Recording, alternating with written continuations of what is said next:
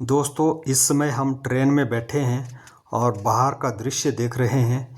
ये है नारियल के बागान और ये तमिलनाडु राज्य है जहाँ पे नारियल की भरपूर उपज होती है और पूरे भारतवर्ष को यहाँ से नारियल सप्लाई होता है। इसके अतिरिक्त यहाँ पे केले की भी बहुत उपज होती है दोस्तों, और हरियाली की तो कमी ही नहीं रहती। यहाँ के खेतों की सुंदरता अपने आप में अलग है और यहाँ पर जो फसलें उगाई जाती है, धान, गेहूँ और अन्य पानी वाली फसलें, यहाँ के खेतों की सुंदरता देखिए दोस्तों। यही बातें हम ट्रेन में बैठ के कर रहे हैं कि यहाँ पे कौन कौन सी फसलें होती हैं, यहाँ के लोगों का रहन सहन कैसा होगा, यहाँ पे लोग कैसी भाषा बोलते हैं। बातों ही बातों में जब हम बाहर की ओर नज़र दौड़ाते हैं तो देखते हैं कि यहाँ पे समतल मैदान, वाव कितना अच्छा तालाब है, यहाँ पे खेतों की हरियाली। इस तरह से हम पहुँचते हैं रामेश्वरम रेलवे स्टेशन और वहाँ से जाते हैं रामेश्वरम धाम की ओर। हम ग्रुप में लगभग 150 लोग हैं और सभी मिलकर के समुद्र में जाकर कपड़ों सहित स्नान करते हैं। उसके पश्चात 22 कुंडी स्नान करते हैं और अंत में हम रामेश्वरम मंदिर के अंदर ज्योतिर्लिंग के दर्शन करते हैं और फिर हम यहाँ से बाहर निकलते हुए मंदिर के अंदर के वातावरण को देख करके गदगद हो जाते हैं। यहाँ जो गैलरी आप देख रहे हैं दोस्तों, बहुत ही सुंदर है। यहाँ के पिलर देखिए, यहाँ की छत देखिए और यहाँ की दीवारें देखिए, कितने सुंदर नमूने यहाँ पे गढ़े हुए हैं। जिसने भी यहाँ पे यह कार्य किया होगा बहुत ही तारीफ़ के काबिल है और कभी आपको अवसर मिले तो इसको ज़रूर देखें। इस प्रकार हमने बाहर आकर के तस्वीरें ली जिसमें गेट का दृश्य भी आप देख रहे हैं। दोस्तों, अब हम रामेश्वरम से कन्याकुमारी की तरफ जा रहे हैं और यह है पंबन रेलवे ब्रिज जो 1914 में बना था। 2 किलोमीटर इसकी लंबाई है और भारत का यह पहला समुद्री पार रेलवे ब्रिज है। इस ब्रिज के दोनों तरफ दोस्तों समंदर है और बड़ा ही रोमांचकारी दृश्य है। यहाँ से आप दूर तक देख सकते हैं कितना विशाल समंदर का ये क्षेत्र है। समुंदर के किनारे कुछ बस्तियों को आप देख पा रहे हैं। यह मछुआरों की बस्तियां हैं और यहाँ पे मछुआरे मछलियां पकड़ करके व्यापार करते हैं, अपना व्यवसाय करते हैं दोस्तों। अब हम पहुँच गए दोस्तों कन्याकुमारी और रेलवे स्टेशन में उतर करके हम बाहर की ओर निकल रहे हैं। बाहर निकल करके देखेंगे हम कन्याकुमारी शहर का नज़ारा और जैसा हमने सुना है कि यहाँ का सूर्योदय और सूर्यास्त बहुत ही प्रसिद्ध है, वो भी देखेंगे। दोस्तों, हम कन्याकुमारी से ऑटो रिक्शा करके समुद्र तट पर एक ऐसी जगह पहुँचते हैं जहाँ पे खंडहर बना यह भवन हम देख पा रहे हैं और जैसा यहाँ बताया गया कि यह धनुषकोडी जगह है और यहाँ पर एक छोटा सा बाज़ार भी है। हम अपने ग्रुप के साथ पहुँचते हैं और यहाँ के बाज़ार के बीचों बीच हम यहाँ की चहल पहल को देखते देखते आगे बढ़ते हैं। इस प्रकार यहाँ के बाज़ार में तरह तरह की प्राकृतिक चीज़ों को देखते हैं जो यहाँ के लोगों ने समुद्र से निकाली होती है। ऐसी चीज़ें देख करके हम काफ़ी रोमांचित होते हैं। जैसे ये शंख है और कौड़ियाँ हैं, इसके अलावा काफ़ी स्टोन्स हैं, मालाएं हैं, मोती हैं। ये सभी दोस्तों समुद्र से स्टोन्स निकाल करके इन्होंने तैयार की होती है बाज़ार में अपना व्यवसाय चलाने के लिए। इस प्रकार यह बाज़ार का नज़ारा हमने देखा और हम पहुंच जाते हैं समुद्र के किनारे जहां पे हम कुछ समय व्यतीत करते हैं। यहाँ समंदर की जो लहरें हैं उसका आनंद लेते हैं और उसको छू करके हम रोमांचित होते हैं। इन लहरों से टकरा करके हम बहुत आनंद उठाते हैं दोस्तों। और यहाँ पर जैसा आप नज़ारा देख पा रहे हैं, हम अपने ग्रुप के कुछ लोग यहाँ पे इस रेत से कुछ कर रहे हैं और यहाँ की लहरों से खेल रहे हैं। रेत में कुछ डिज़ाइन बनाए जा रहे हैं और पूरा आनंद यहाँ पे उठाया जा रहा है। और यह मेरी धर्मपत्नी मेरे साथ है जो रेत में कुछ बनाने में लगी हुई है। और यहाँ पे जो है इस किनारे का बहुत आनंद उठाया जा रहा है। रेत में छपे पैरों से हम यहाँ पे तरह तरह के डिज़ाइंस देख सकते हैं। नरम मुलायम चिकने रेत पर पाँव रखकर बड़ा आनंद आया दोस्तों। अब हम जा रहे हैं श्री राम सेतु की तरफ और ये समंदर के किनारे किनारे हम एक ऑटो रिक्शा लेकर के आगे निकले, जिसमें हम लगभग 7-8 लोग आ गए। और रास्ते में हम लोगों की आवाजाही, गाड़ियाँ ही गाड़ियाँ देखते हैं। और यहाँ समंदर के किनारे श्री राम सेतु पहुंचकर हम यहाँ लोगों की चहल पहल और यहाँ के समंदर का नज़ारा देखते हैं। बिल्कुल नीला पानी है, स्वच्छ पानी है, लेकिन दोस्तों ये पानी देखने में स्वच्छ है लेकिन पीने में यह बिल्कुल नमकीन है, खारा है दोस्तों। तो यहाँ श्री राम सेतु का ये जो समुद्र किनारा है, यहाँ से सामने श्रीलंका है। और जैसा बताया गया कि यहाँ से श्रीलंका ज़्यादा दूर नहीं है, मात्र 18 किलोमीटर है, जो 1 घंटे में सफ़र तय हो जाता है। और यहाँ पर समंदर के किनारे रुककर हमने बहुत आनंद उठाया, लोगों की चहल पहल देखी और पत्थरों के ऊपर बैठ करके आनंद लिया। ये है भवानी दत्त शर्मा जी जो सोलन के जाबली क्षेत्र से हैं, हमारे ग्रुप में हमारे साथ साथ हैं। और ये है बालकराम शर्मा जी, ये भी हमारे ग्रुप में हैं। और इस प्रकार से दोस्तों ये हैं डॉक्टर हेमराज कौशिक जी जो प्रसिद्ध साहित्यकार हैं, बात्तल अर्की से हैं। हम सब साथ साथ हैं और लोगों की भीड़ में से, गाड़ियों में से आगे निकल रहे हैं ऐसे स्थान की ओर जहाँ पे हमें अधिक से अधिक नज़ारा देखने को मिल सके। यहाँ की आवाजाही देखते हुए हम आगे बढ़ते बढ़ते एक ऐसी जगह रुकते हैं जहाँ पे हम अपने मोबाइल में कुछ तस्वीरें कैद कर सकें।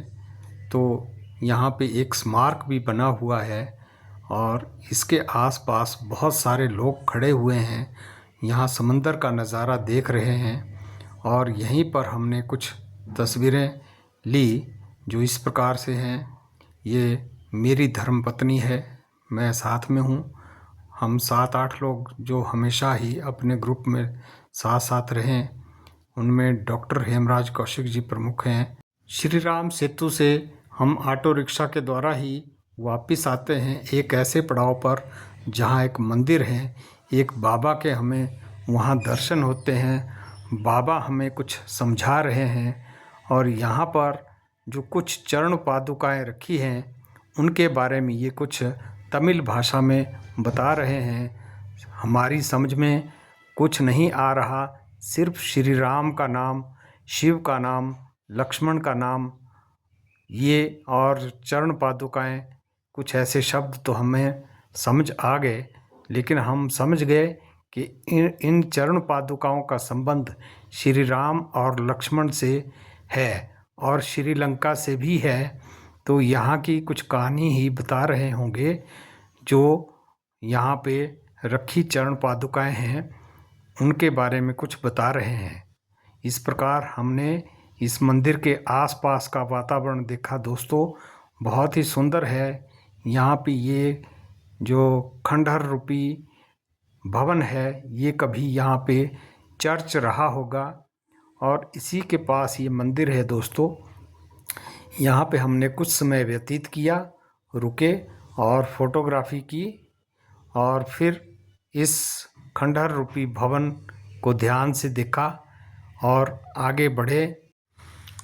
अब हम जा रहे हैं वापस कन्याकुमारी की ओर यहाँ का भव्य नज़ारा देखने के बाद और यहाँ समंदर का जो नज़ारा था, जो लहरें थी, उनका आनंद उठाने के बाद हम पहुँच जाते हैं वापस कन्याकुमारी।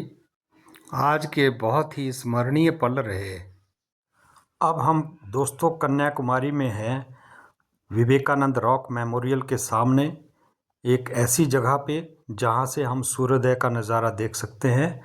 और ये है विशाल मूर्ति तिरुवल्लुवर की, जो तमिलनाडु के प्रसिद्ध कवि, लेखक और दार्शनिक रहे हैं। ये वो जगह है दोस्तों जहाँ पे सूर्योदय का नज़ारा देखने के लिए भीड़ इकट्ठा होती है। लेकिन अभी सुबह के 4-5 बजे हैं तो इतनी भीड़ तो नहीं है। हम अपने ग्रुप के 100-150 लोग यहाँ पे उपस्थित हैं। इसके अतिरिक्त 150 लोग और नज़र आ रहे हैं। और सुबह का विहंगम दृश्य आप यहाँ पे देख सकते हैं। सुबह 4-5 बजे के ब्रह्म मुहूर्त में जगमगाती रोशनी से यह जगह कितनी सुंदर और खूबसूरत लग रही है। यहाँ पे हमारे ग्रुप के कुछ लोग बैठ कर के इंतज़ार कर रहे हैं सुबह होने का, सूर्योदय होने का। और साथ ही साथ यहाँ पे कुछ लोग इधर उधर घूम करके यहाँ के दृश्यों को देख रहे हैं, समुद्र की लहरों को देख रहे हैं और सामने रॉक मेमोरियल को देख रहे हैं। यहाँ का खूबसूरत नज़ारा अंधेरे में देख रहे हैं दोस्तों। तो यहाँ पे समुद्री लहरों की बड़ी तेज़ हवाएं हैं। आप देख पा रहे हैं लोगों के कपड़े किस प्रकार से हवा में उड़ते नज़र आ रहे हैं।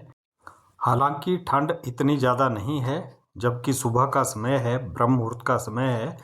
लेकिन समुद्र की लहरों की तेज़ हवाओं से ठंड लग ही जाती है।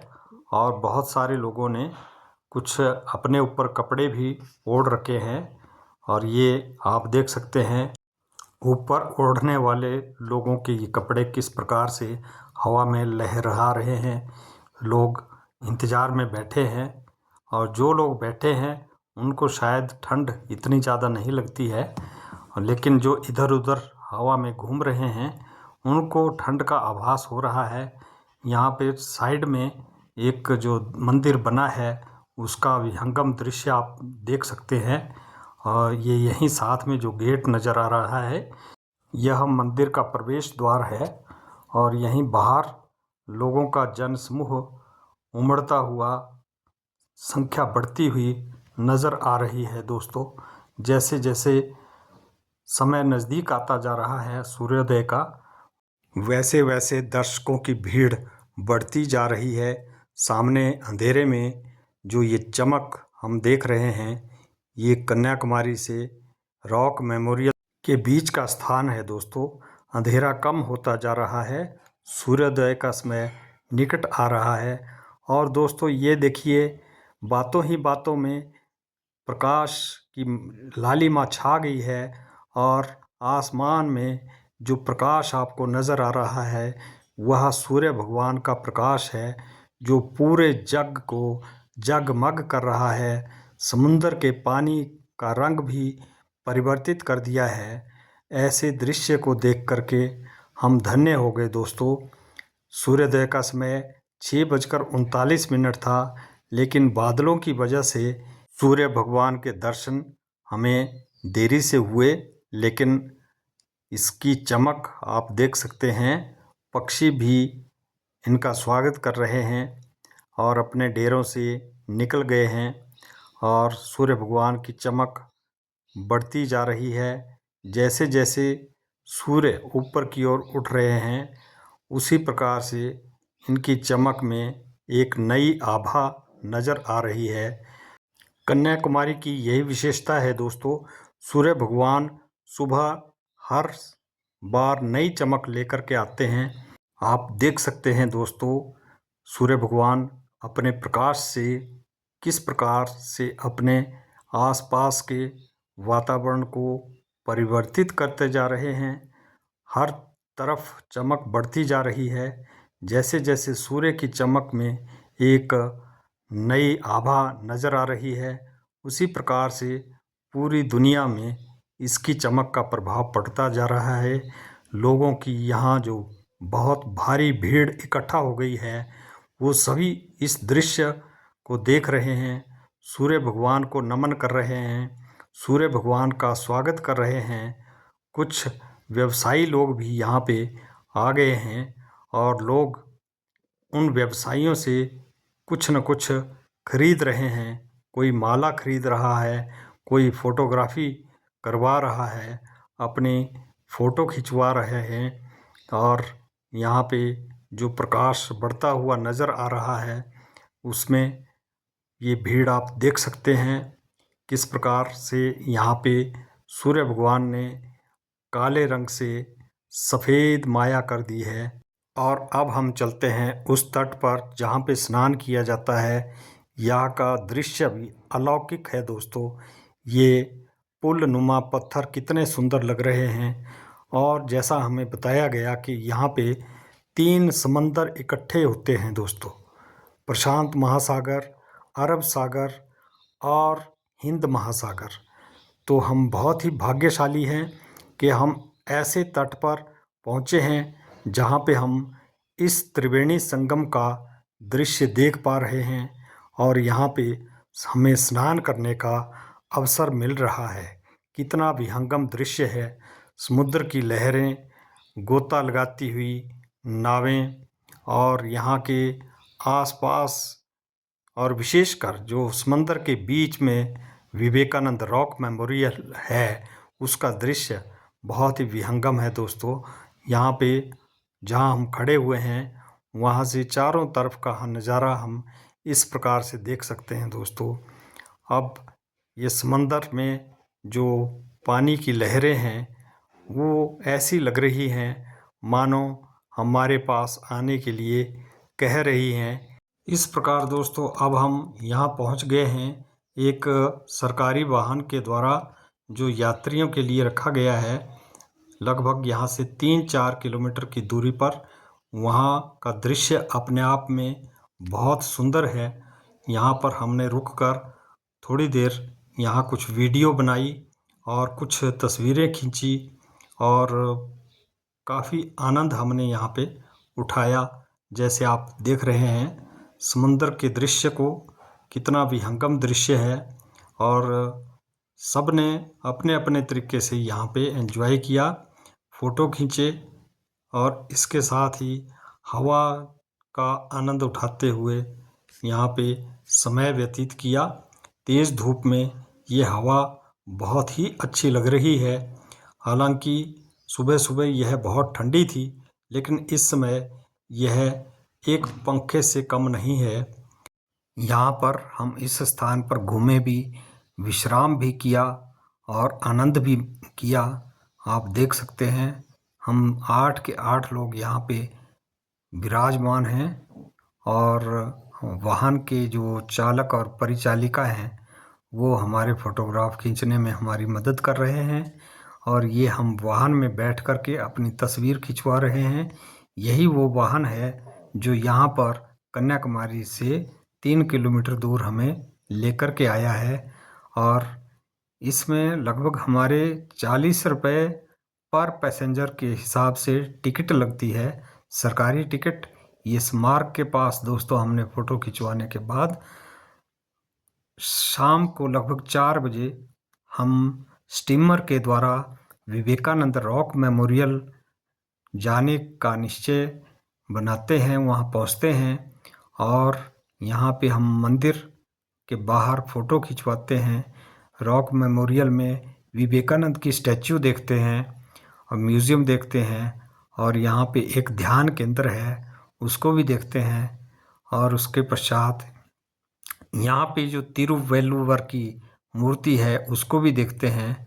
यहाँ पर लगभग हम 1 घंटा रुकते हैं और यहाँ इतनी तेज़ हवाएं समुद्री लहरों की है दोस्तों कि सिर में दर्द हो जाती है और ठंड लगनी शुरू हो जाती है। ये आप देख रहे हैं यहाँ का नज़ारा।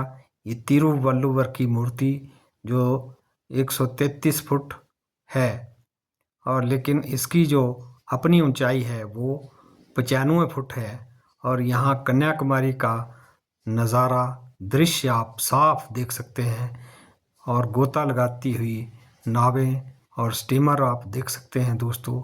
इसी स्टीमर के माध्यम से हम वापस उस पार जाएंगे समुद्र लांघ करके।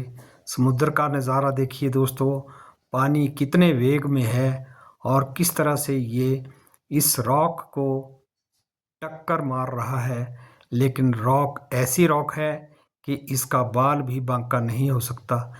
इसीलिए दोस्तों बड़ा सोच समझ करके इस समंदर के बीच में इस रॉक के ऊपर ये विवेकानंद की मूर्ति और मंदिर और तिरुवल्लुवर की मूर्ति बने हुए हैं, क्योंकि इस चट्टान की ताकत ही ऐसी है।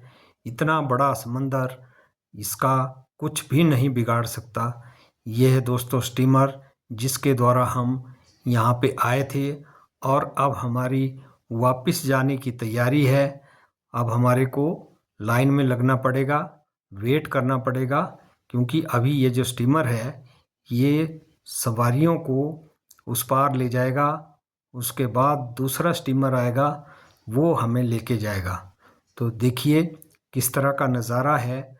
पैसेंजर्स इसमें बैठ चुके हैं और ये स्टीमर इनको पार ले जाने के लिए तैयार खड़ा है। चालक अपनी चलने की तैयारी के लिए लगे हुए हैं और अब ये स्टीमर चलने के लिए तैयार है दोस्तों। और ये देखिए चल भी पड़ा, समुद्र की लहरों को टकराते हुए आगे बढ़ता गया। और ये देखिए दोस्तों किस तरह से ये झूल रहा है, पानी की लहरों से जूझ रहा है। और अरे अरे अरे अरे अरे, ये देखिए दूसरा स्टीमर परे से आ रहा है और किस प्रकार से एक दूसरे स्टीमर्स को साइड देनी होती है। तो ये इसके चालकों को भली भांति पता होता है और फिर ये अपने हिसाब से साइड में लगाते हैं, पैसेंजर्स को उतारते हैं, पैसेंजर्स को चढ़ाते हैं। लगता है हमारा नंबर इस स्टीमर में आ जाएगा। तो देखते हैं क्या होता है। लाइन बहुत लंबी है, हम बहुत पीछे हैं। स्टीमर अपनी साइड में लग जाता है और ये रस्सी नीचे फेंकी जाती है। फिर इसमें जो एक छोटा सा यहाँ पे बांध बंधा हुआ है, इसमें इसके सहारे ये रुकता है दोस्तों। और फिर इसके पैसेंजर्स बाहर निकल जाते हैं और फिर इसमें दोस्तों क्या होता है देखते रहिए। ये कुछ लोग अंदर खड़े हैं, शायद स्टाफ के लोग हैं और लग रहा है कि अंदर जो जैकेटें पड़ी हुई हैं, सेफ्टी जैकेट, उसको बाहर निकाल रहे हैं पैसेंजर्स के लिए। इसमें लगभग 500 के आसपास सवारियां बैठ सकती है। शायद हमारा नंबर इसमें आ जाएगा, हालांकि हमारे से आगे बहुत सारे लोग खड़े हैं। तो इस प्रकार दोस्तों हम इस स्टीमर के माध्यम से आगे और अब दौड़ लगा रहे हैं। शाम का समय है, सूर्यास्त होने का दृश्य हमने देखना है। हम उस तट की ओर जा रहे हैं जहां से हम यह दृश्य साफ देख सकते हैं। और इस स्थान पर पहुंचकर हम देख रहे हैं कि सूर्य भगवान नमस्कार करते हुए जा रहे हैं और टाटा बाय बाय करते हुए अस्त हो रहे हैं। दूर हम देख सकते हैं बादलों का घनघोर अंधेरा सूर्य भगवान को अपने आगोश में लेता जा रहा है। और ये देखिए समंदर के पानी का रंग भी फीका पड़ने लग गया है। जो दिन भर चमक रही वह अब समाप्त हो गई है। इस तरह से हमने सूर्यास्त का दृश्य भी देख करके बहुत एंजॉय किया दोस्तों। और अब हम अगले दिन चलते हैं। यहाँ से लगभग 30 किलोमीटर दूर साईं बाबा के मंदिर और यहाँ का ये वाइट टेम्पल जो बहुत सुंदर लग रहा है, यहाँ पे हमने दर्शन किए साईं बाबा के। और यहाँ के दृश्यों को देख करके आनंद उठाया। यहाँ पे कुछ तस्वीरें हमने खींची और ये वो जगह है जहाँ पे साईं बाबा की मूर्ति है। और यहाँ से वापस आते समय थोड़ी दूरी पर हम रुके, नारियल पानी पिया और यहाँ के आसपास के दृश्यों को देखा। यहाँ से दिखने वाली सुंदर पहाड़ियों के दृश्य को देखा। यहाँ पे कुछ तस्वीरें खिंचवाई और पूरा आनंद उठाया दोस्तों। तो दोस्तों, हमारा ये सफ़र जो रामेश्वरम से कन्याकुमारी तक का रहा, उसकी वीडियो जो मैंने आपको दिखाई, आपको कैसी लगी आप मेरे चैनल के कमेंट बॉक्स में लिख सकते हैं। मेरा चैनल स्पेक्ट्रम ऑफ लाइफ ज़रूर सब्सक्राइब करें, मेरी वीडियो को लाइक करें, शेयर करें। आप सभी का बहुत बहुत धन्यवाद दोस्तों। Thank you.